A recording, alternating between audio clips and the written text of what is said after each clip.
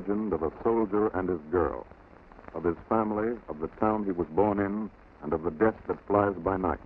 The small singing death, the Anopheles mosquito, bearer of the plague of malaria.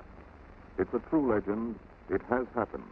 It will happen again over and over in 100 American towns unless we stop it from happening.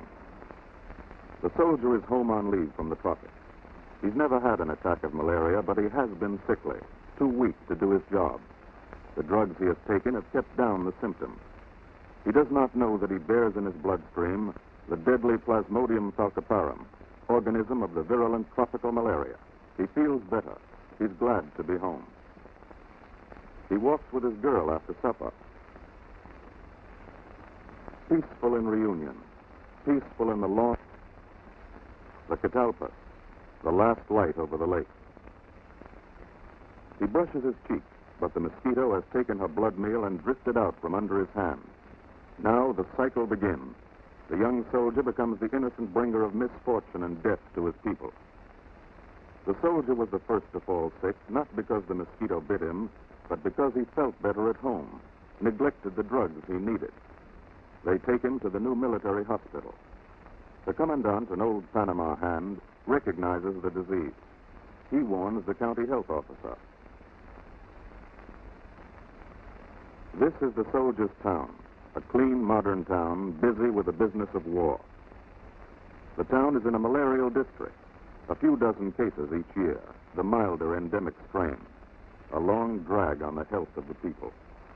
A little bitching, a little draining of funds, but no long-term control, no planned cooperation between town and county and state, no settled program. Now, out beyond the limits of the town, a new danger waits. A wet spring and a rainy summer. The epidemic's 7th year of the malarial cycle.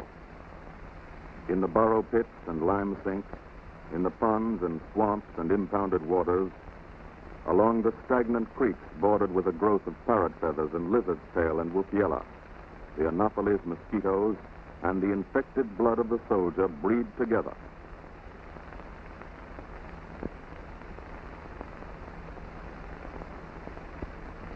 The nearby Army training field is a protected area, but a flying cadet is bitten off post in the Hotel Fort in town. 2 or 3 weeks later, the bone-shaking chills of falciparum catch him in the air.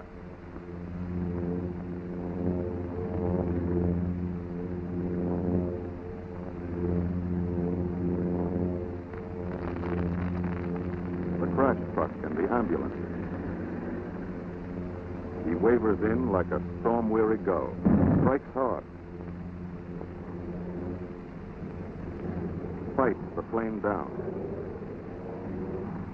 rolls down the long runway in the sun.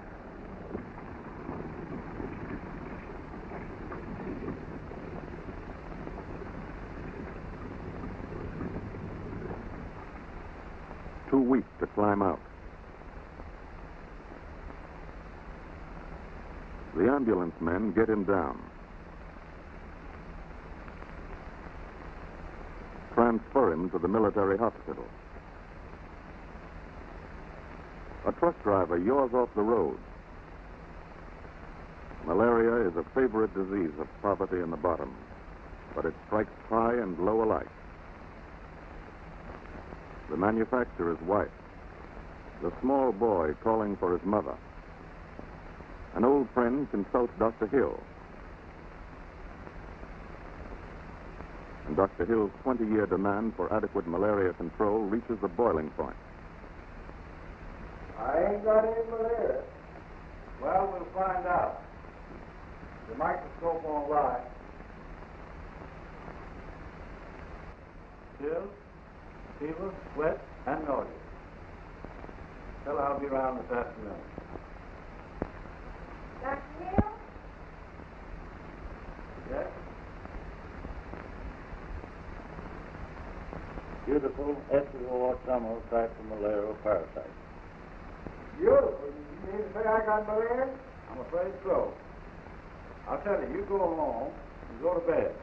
I'll send you out some quinine, and I'll see you later.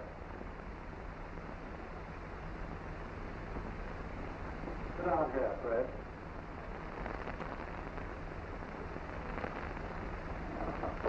I'm going to take you home myself.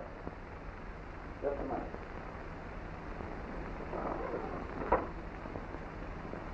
Virginia, get me the county health officer.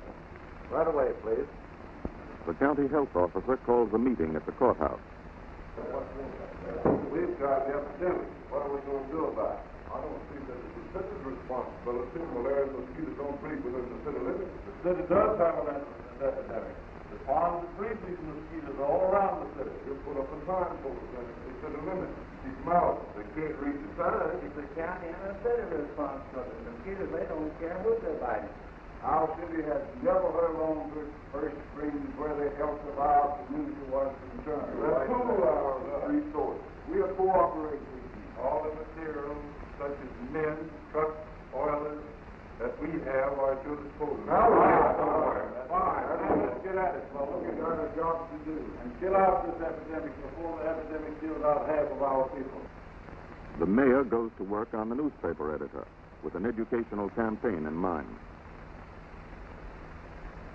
The State Board of Health branch reports on a series of new blood specimens.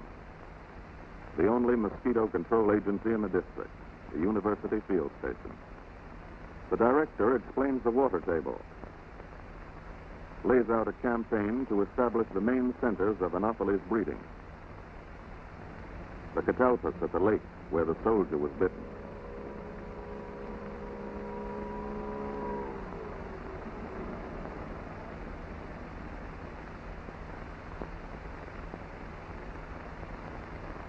A good haul of adult Anopheles from the weedy island offshore.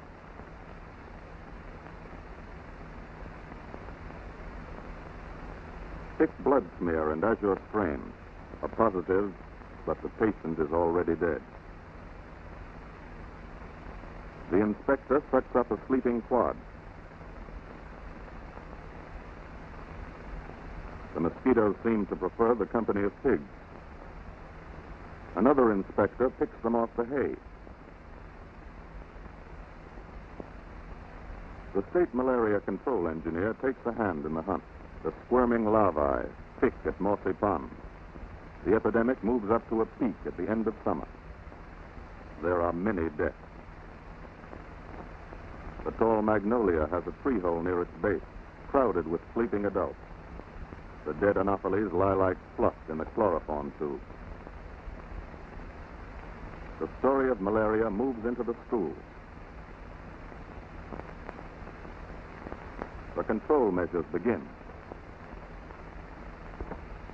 In the soldier's room, the inspector finds a warped screen. A good screen might have helped to save the town from an epidemic. He opens the jet of the aerosol bomb, Freon, pyrethrum, and oil of sesame, a powerful, safe insecticide. Paris green blows out over the swamp water in a shining cloud.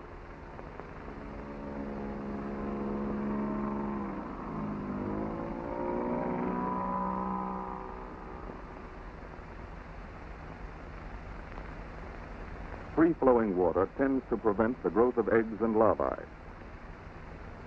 Even a fish pool needs to be dusted. The cadet is back in harness.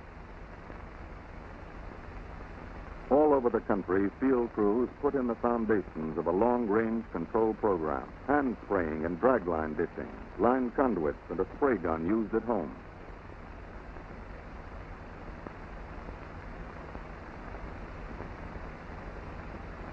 The big truck blower that roars out over the lime sink. But the dead have died. The lesson is learned. The Anopheles will vanish. The epidemic will fade out in the cooler weather of autumn.